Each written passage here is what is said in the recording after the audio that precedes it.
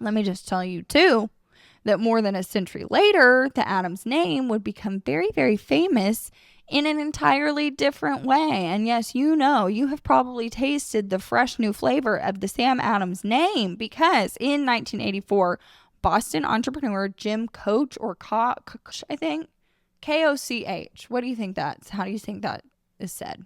I don't know. I don't know him. But he founded the Boston Beer Company, and he launched a beer called Samuel Adams. Now, Koch chose this name to honor the Revolutionary Patriot and also to highlight Boston's brewing heritage, which, if you go back to the beginning, this was also something that was deeply ingrained in Sam Adams' personal life, because his father had been a colonial brewer in America. He was like one of the early American brewers. And so it made total sense. Now, this beer, which is often called the Sam Adams, I still think it's a lager. I need to look that up.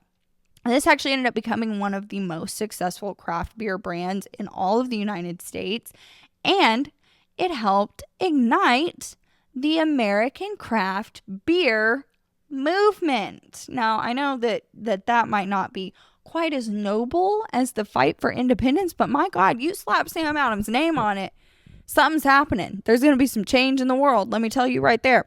So today, Sam Adams is remembered as the man that we just spoke about, but he's also got his name plastered on beer bottles or cans.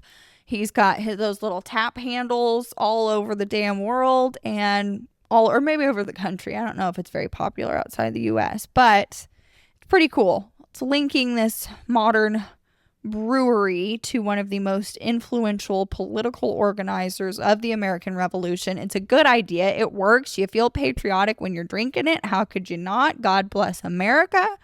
Come on, Sam Adams. I mean, this man, he's got a lot going on. I'm telling you, if you want something to be successful, you should probably name it after Sam Adams.